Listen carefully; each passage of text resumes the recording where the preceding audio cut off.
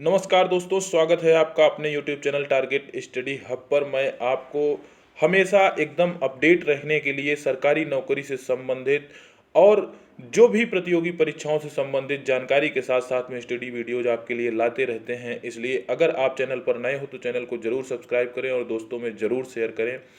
मैं आपको बता दूं कि सुप्रीम कोर्ट ने आज उत्तर प्रदेश पुलिस भर्ती एवं प्रोन्नति बोर्ड पर एक टिप्पणी की है, जो आप आज के अखबारों में आप देख सकते हैं। बिना समय सीमा के भर्ती प्रक्रिया अर्थहीन। ये एक महत्वपूर्ण चीज हो सकती है। 2015 में एक पुलिस भर्ती की प्रक्रिया थी जिसमें एक अभ्यर्थी ने याचिका दाखिल किया था, जिसमें सिंगल और डबल बेंच से हाई कोर्ट से जीत करके वो सुप्रीम कोर्ट सरकार पहुंची थी। उसके विषय में खबरें हैं। नौकरी के नाम पर 5 लाख का चूना लगा दिया, कुछ भी करना मेरे दोस्त, लेकिन इन जंजालों में ना फंसना।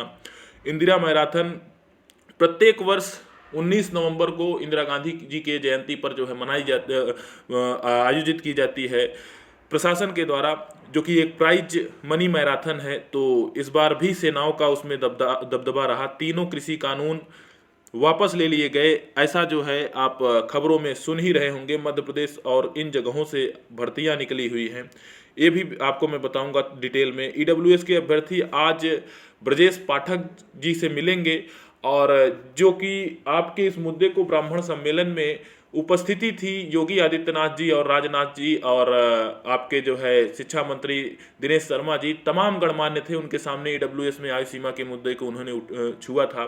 बहुत ही बड़ी चीज़ थी, और ईडब्ल्यूएस के जो भी अभ्यर्थी हैं निश्चित तौर से बहुत ही अच्छा काम कर रहे हैं। जो भी अभ्यर्थी हों, आप उनसे जो है मिल करके उनके नेतृत्व को और भी मजबूत करें। चलिए देखते हैं क्रम से क्या क्या खबरें हैं। और देखिए, मैं आपको बता दूं कि पुलिस सुधारों पर अगले महीने लखनऊ में चर्चा, ये ऐसी जो है एक अखबार के माध्यम से आप लोगों को बताया गया था। तो 20, 21 व 22 नवंबर को प्रस्तावित इस कॉन्फ्रेंस में प्रधानमंत्री नरेंद्र मोदी जी कॉन्फ्रेंस के माध्यम से खुद जुड़ेंगे। सिग्नेचर बिल्डिंग में ये संवाद का आयोजन किया जाएगा और इसका उद्घाटन भी वही करेंगे। प्रदेश में पहली बार होने जा रही कॉन्फ्रेंस में मुख्यमंत्री योगी आदित्यनाथ के साथ केंद्रीय गृह मंत्री अमित शाह भी मौजूद रहेंगे। प्रदेश का गृह विभाग डीजीपी मुख्यालय के साथ मिलकर इस कॉन्फ्रेंस के आयोजन की तैयारियों में जुटा हुआ है। हालांकि अभी तक अधिकृत तौर पर इसका कार्यक्रम नहीं घोषित, ऐसा आप लोगों को इस जो है पेपर के माध्यम से बताया गया था। और कॉन्फ्रेंस का उद्घाटन कर सकते हैं, ये सारी चीज़ें बताई गई थी। तो मैं आज आपको बता दूं कि ये आज से शुरू हो रहा है। आज 20 नवंबर है। अगर आप लोगों को लगता है कि यूपीएसआई से संबंधित जो ओवर एज का मुद्दा है उस पर, और ईडब्ल्यूएस से संबंधित तथा अन्य पुलिस की भर्ती की जो गड़बड़ियां हैं, जो कि 22 साल ही जो सामान्य वर्ग की उम्र सीमा है उसके लिए, आप गुजरात पुलिस में जो भर्ती की उम्र सीमा है उसका उदाहरण देते हुए, और हरियाणा के साथ साथ में मध्य प्रदेश का उदाहरण देते हुए, आप बिहार का उदाहरण देते हुए आप जो है प्रधानमंत्री जी को टैग करके ट्वीट कर सकते हैं, जिससे कि संवाद में कुछ न कुछ जो है अगर वो देखते हैं तो उस पर जो है जरूर नजर जाएगी। बिना समय सीमा के अर्थहीन हो जाएगी भर्ती प्रक्रिया। यूपी सरकार की अपील पर इलाहाबाद हाईकोर्ट का आदेश किया रद्द। जो भी ओवर एज के अभ्यर्थी हैं ये डर रहे हैं कि सिंगल बेंच में ये हो गया है, वो हो गया, सुप्रीम कोर्ट ने एसएलपी को खारिज कर दिया है, आखिर क्या होगा।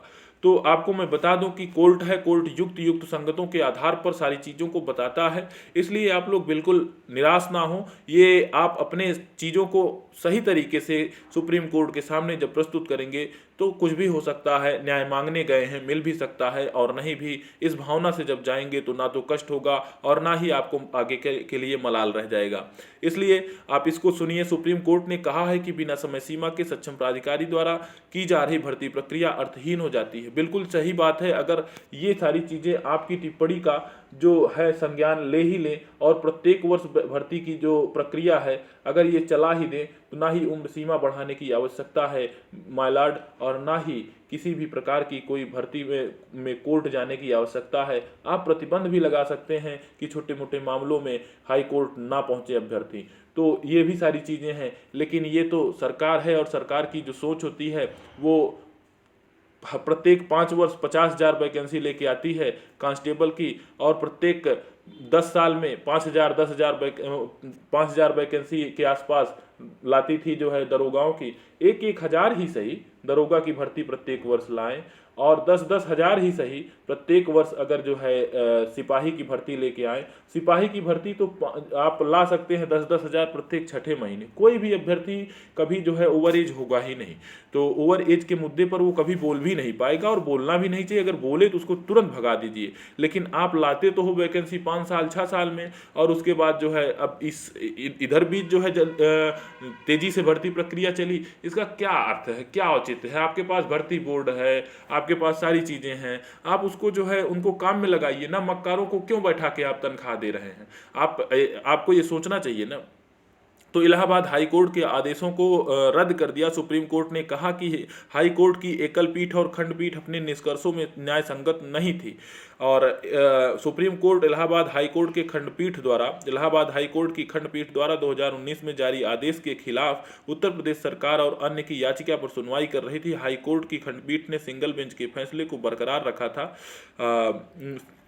जो यहाँ पर जो है सुनवाई हुई थी एचसी में, उसमें सिंगल बेंच के फैसले को बरकरार रख लिया गया था। भर्ती प्रक्रिया होगी प्रभावित। सुप्रीम कोर्ट की जस्टिस चंद्रचूड़ और जस्टिस एएस बोपन्ना की बेंच ने कहा, अगर भर्ती की प्रक्रिया में समय सीमा नहीं होगी तो आगे की भर्ती प्रक्रिया प्रभावित हो जाएगी, क्योंकि अगली भर्ती प्रक्रिया के लिए रिक्तियों की संख्या बदलाव होता रहेगा। अदालत ने फैसले में कहा कि भर्ती प्रक्रिया 2015 में शुरू हुई थी। दस्तावेज के सत्यापन व फिजिकल टेस्ट 2018 में हुई थी। हाई कोर्ट के आदेश के मुताबिक कई अभ्यर्थी 2019 में हिस्सा लेने की अनुमति प्रदान की थी। और ये सारी चीजें हैं। देखिए, नहीं मिले रिटर्न सूचना, याचिकाकर्ता का भी एक मतलब कि गलत सोच से वो गए थे, और जब डिजिटल जमाना हो गया है तो एसएमएस पर जो है मान लेना चाहिए। याचिकाकर्ता ने हाई कोर्ट में दावा किया था कि डाक द्वारा रिटर्न लिखित सूचना न मिलने से फिजिकल दस्तावेज व फिटनेस टेस्ट में शामिल नहीं हो सका। ऐसा यार चीज़ें,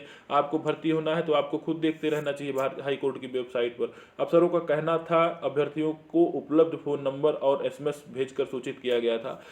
ऐसे एसएमएस प्राप्त करने वाले कई अन्य अभ्यर्थियों ने दस्तावेज और सत्यापन शारीरिक परीक्षा में, ये सब चीज़ें ये फर्जी। देखिए, ये कोर्ट का जो है, जो आपको कॉन्स्टिट्यूशनल रेमेडी मिला हुआ है, उसका दुरुपयोग कभी नहीं करना चाहिए। देखिए, पुरुष वर्ग में द्वितीय अनिल सिंह, प्रथम वेलियप्पा जो कि सेना के ही हैं, और तृतीय स्थान पर जो है हेतराम है जो कि हिमाचल प्रदेश के हैं। इन लोगों ने जो है इंदिरा प्राइज मनी में जो है अपना दबदबा बनाया। महिला वर्ग में जो द्वितीय हैं आरती हैं, और प्रथम में जो है एक ये भी ग्रेजुएशन की ही छात्रा हैं, और इन्होंने जो है अपना दबदबा बनाया। तो ये सारे जो है नौनिहाल थे, जो आपके एथलीट थे। नौनिहाल इनको कभी नहीं कहेंगे, लेकिन हाँ दौड़ रहे हैं, सारी चीज़ें हैं, तो नौनिहाल के रूप में जो है हम इनको नए लोग आते रहते हैं, कह सकते हैं। 1255 पद एमपी हाई कोर्ट में निकला हुआ है, और इसकी सूचना मैंने आपको पहले ही बताया था। और 18 से 40 साल मैक्सिमम इसकी एज है। कैंडिडेट के पास रिलेवेंट डिसिप्लिन में ग्रेजुएशन, कंप्यूटर एप्लीकेशन में डिप्लोमा, साथ ही शॉर्ट हैंड व टाइपिंग की अच्छी स्पीड होनी चाहिए। और डिटेल नोटिफिकेशन के लिए ज़रूर चेक करें आप इनके वेबसाइट पर। कैंडिडेट का selection written test, skill test और जो है मेरिट बेस पर होगा। 30/12 इसका जो है लास्ट डेट है, 30 दिसंबर। और ये आपका जो है साइट है, आप इस पे जाकर के चेक कर सकते हैं। 99 पद CSCMO पूर्वी सिंहभूम से जो है आपके असिस्टेंट एनम का जो है निकला हुआ है। 35 साल मैक्सिमम एज है। कैंडिडेट के पास रिलेवेंट डिसिप्लिन में एनम की जो है सर्टिफिकेट होना चाहिए। डिटेल नोटिफिकेशन के लिए आप जो है इनकी वेबसाइट पर जाकर के इस पे चेक कर सकते हैं। तो ये आपका डिटेल नोटिफिकेशन यहाँ पर मिल जाएगा। आगे चलते हैं। 34 पद DRDO से निकला हुआ है, तो इसमें जो है आप देख सकते हैं DRDO की वेबसाइट पर आप जा करके चेक कर सकते हैं। कैंडिडेट के पास में रिलेवेंट इंजीनियरिंग डिप्लोमा होना चाहिए, और कैंडिडेट का सिलेक्शन स्क्रीनिंग टेस्ट और एक इंटरव्यू के बेस पर किया जाएगा। ऐसे ही 12 पद जो है भारत इलेक्ट्रॉनिक लिमिटेड में है।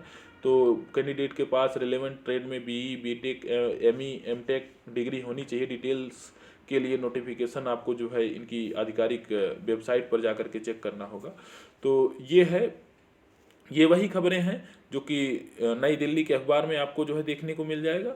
और मैं आपको बता दूं कि सरकारी क्षेत्र में रोजगार पर चर्चा के लिए देहरादून के खबर में ये निकला हुआ है, एक डीडी कॉलेज है, उसमें कैसे कैसे जो है मतलब कि आप प्रतियोगी परीक्षाओं में सफल होना है तो आप अपनी तैयारी इस प्रकार से करिए।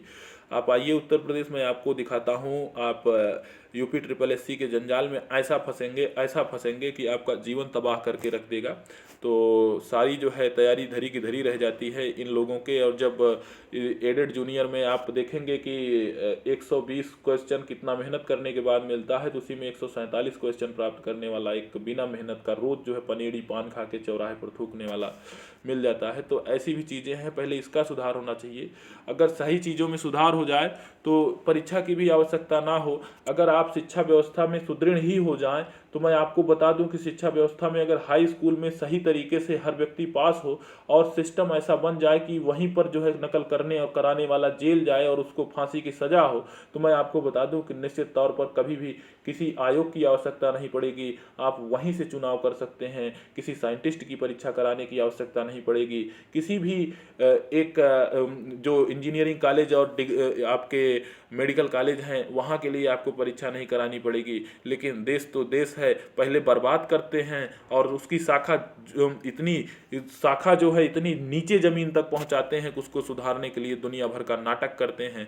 सुधार तो बचपन से ही होना चाहिए। इसको जो सरकारें खुद नहीं करती हैं, बाद में ठीकरा जो है नौजवानों के ऊपर फोड़ती हैं। ये सारी चीज़ें हैं। और 14 महीने बाद कृषि कानून वापस कर लिए।